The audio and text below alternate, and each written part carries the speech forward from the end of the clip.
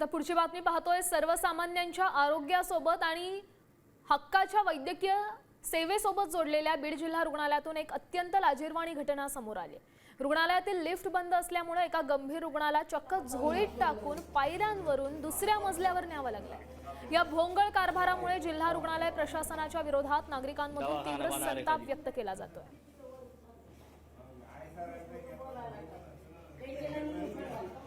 दृश्यांमधून आपण पाहू शकतोय कशा पद्धतीने या रुग्णाला झोळीतून नेण्याची वेळ या रुग्णांच्या नातेवाईकांवर आलेली आहे।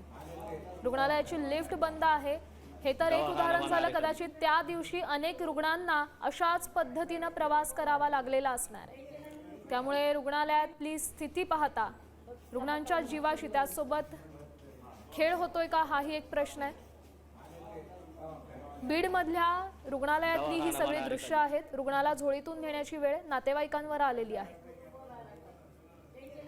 त्यामुळे प्रशासनाच्या विरोधात रुग्णालयाच्या प्रशासनाविरोधात संताप आहे। या संदर्भातली अधिकची माहिती देत आहेत आपले प्रतिनिधी योगेश काशीद। योगेश, नेमकी ही वेळ कशा करता आली आणि रुग्णालयाकडनं यावर काही स्पष्टीकरण समोर आलंय का? नक्कीच बीडच्या जिल्हा रुग्णालयामधून धक्कादायक प्रकार समोर आलेला असून एका रुग्णाला बेशुद्ध असताना त्याला एका वार्डमधून दुसऱ्या वार्डमध्ये रेफर करत असताना स्ट्रेचरचा वापर न करता चक्क रुग्णाकडील जे कपडे होते त्या कपड्याच्या झोळी करून त्या रुग्णाला वरच्या वार्डमध्ये नेण्यात आलेला आहे ना संपूर्ण धक्कादायक प्रकार म्हणावा लागेल। या प्रकारानंतर जे आहे ते नातेवाईकांनी संताप व्यक्त केलेला आहे।